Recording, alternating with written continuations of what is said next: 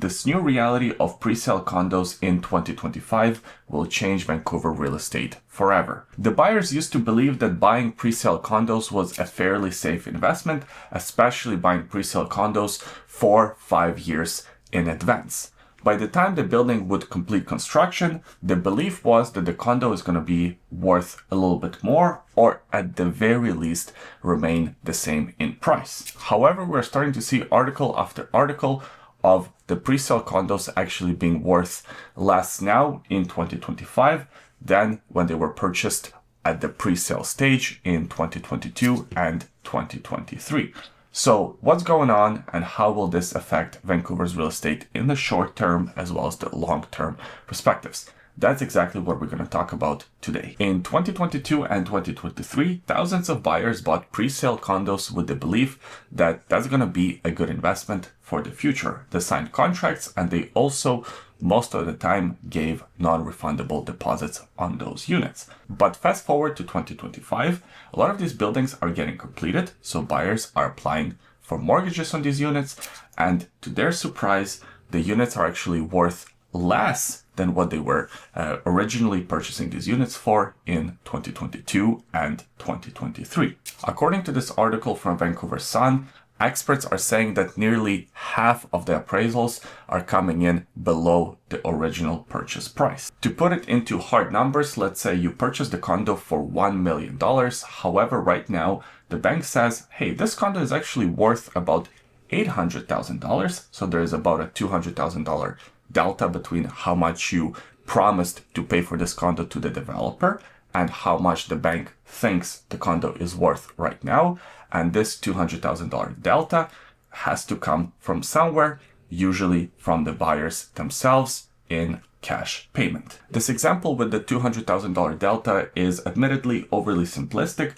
The situation is a little bit better for the buyers than that, because in reality, usually they have already put down 20% deposit. That's how much most of the developers were asking for in 2022 and 2023, which means right now they do have a little bit more room to play around with. Let's say when they are applying for a mortgage, instead of getting the 80% of the purchase value in mortgage because they already put down 20%, now that 20% becomes, let's say, 10%, and 90% becomes mortgage. So at the end of the day, they're still losing out, but most of the time, it's not like people have to go out and borrow another $100,000 or $200,000 to close on a property. And I say most of the time because there are instances where that is actually the case, especially for the developments that we're asking for 5 to 10% deposit. Fortunately or unfortunately, depending on which way you look at it, not many developments are in that situation. Most of them are around 20%, so people can still close on them if they qualify for a mortgage. However, from day one, they are sort of underwater right away. And unfortunately for a lot of these buyers, the situation is getting even worse. I hate to be the bearer of bad news, but we are sort of in a bit of a cycle right now. I actually did a video about this very fact a couple of weeks ago, and I talked about how right now the expectation is that we're going to see a lot more condos, new presale condos come to the market by the end of the year, because the current absorption rates are not high enough to clear out existing inventory as more inventory comes to the market.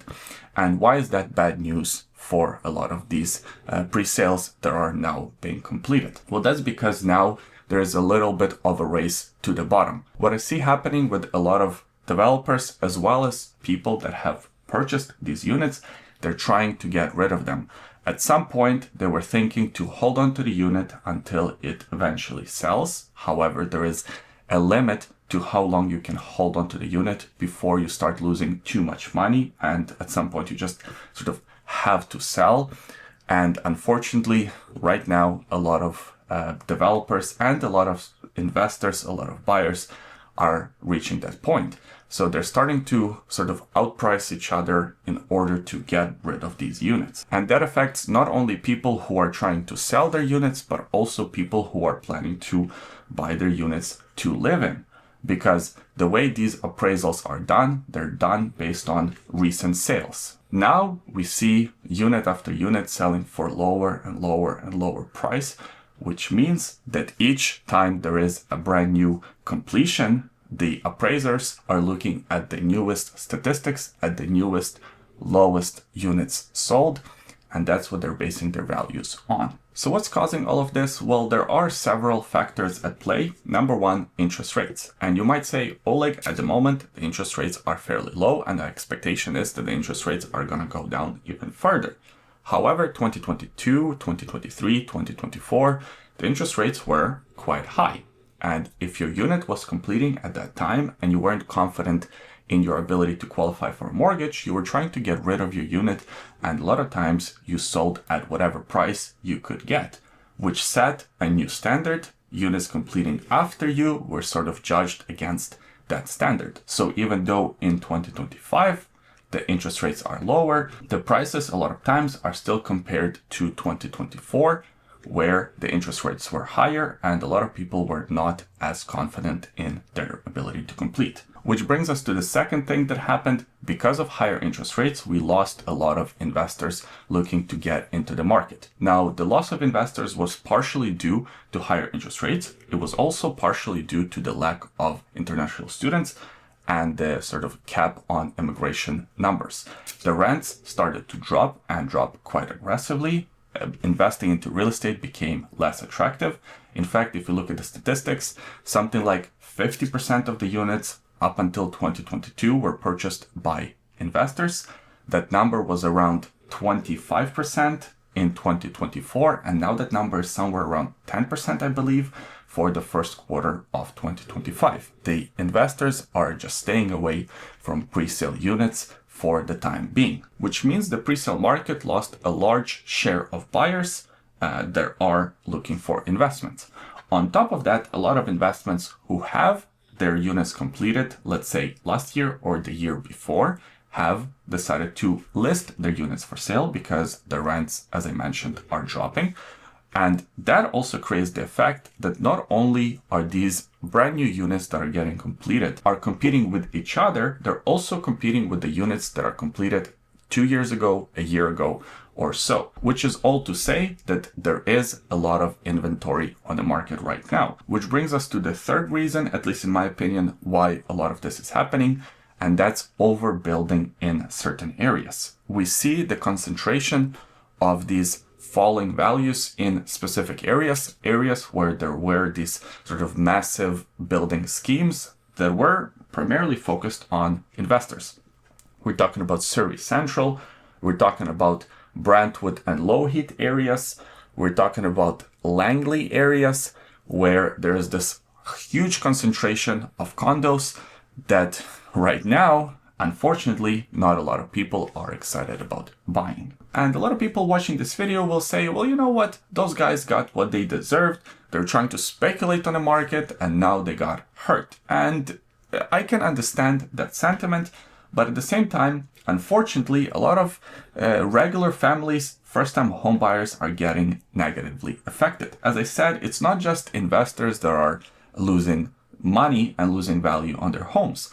Even if people are trying to keep their home, they just bought their first home, their first 2-bedroom condo, their first 1-bedroom condo, now come completion time and their places are worth less money, which means it's harder to qualify for a mortgage. And of course, that means higher mortgage payments. On top of that, as I said, you will be sort of underwater for some time. So even selling a condo like this is pretty much not an option until the prices go up, and who knows how long it will take for the prices to start picking up. As I just talked about, some areas, some specific developments are affected more than others.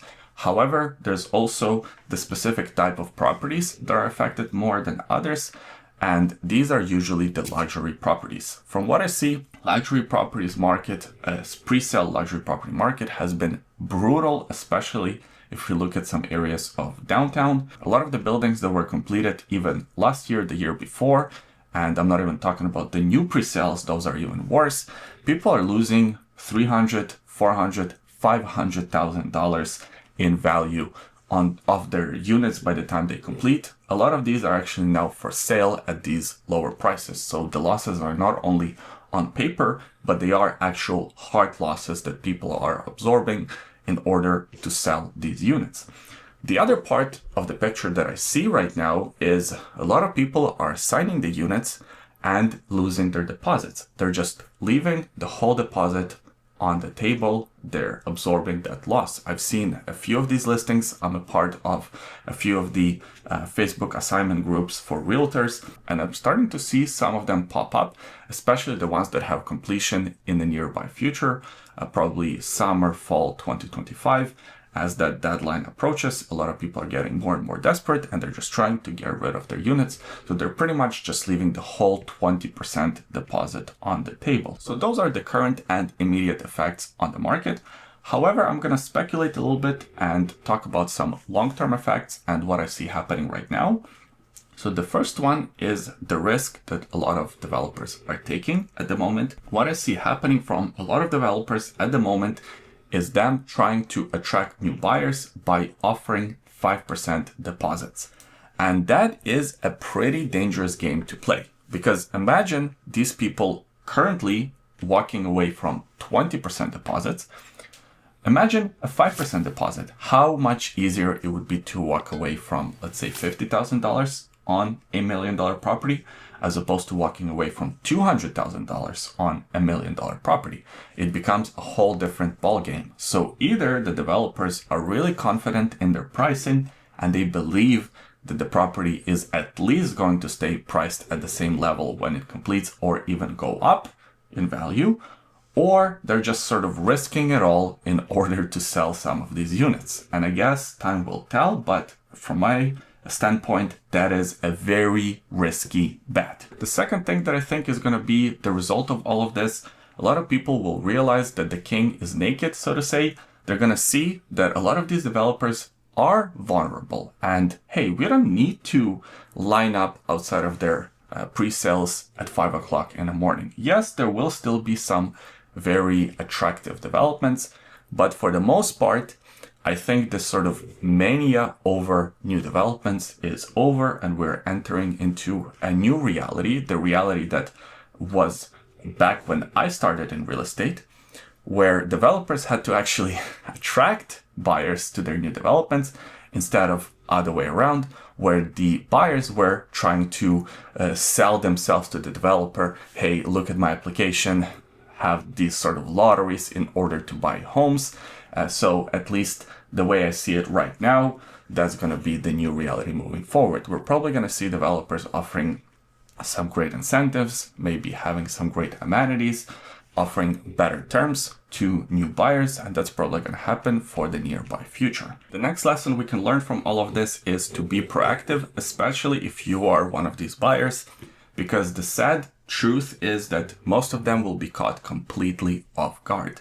Most people will not know exactly what's going on until it's time to complete. The way these completions usually work, you get a notice from the developer that says something like, in 45 days or in 30 days, we will have completion. Congratulations, get your lawyer, get your mortgage broker, and let's go. And that's when most people will find out that their units now are worth less than what they agreed to pay for them 2-3 years ago. It would be a lot better to be sort of more informed, especially if you have a good realtor that can walk you through the process and can stay in touch and let you know that, hey, in 6 months you're completing on this unit and it looks like it will be underwater.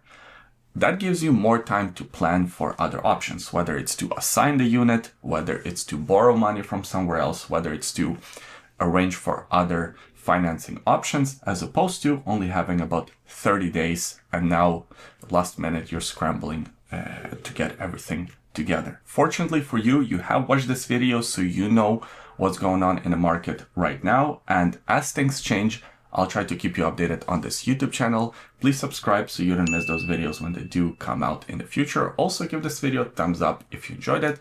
And if you're looking to buy or sell real estate in Vancouver, or you just need some advice about Greater Vancouver real estate, give me a call, shoot me an email, shoot me a text message. I'd be happy to help.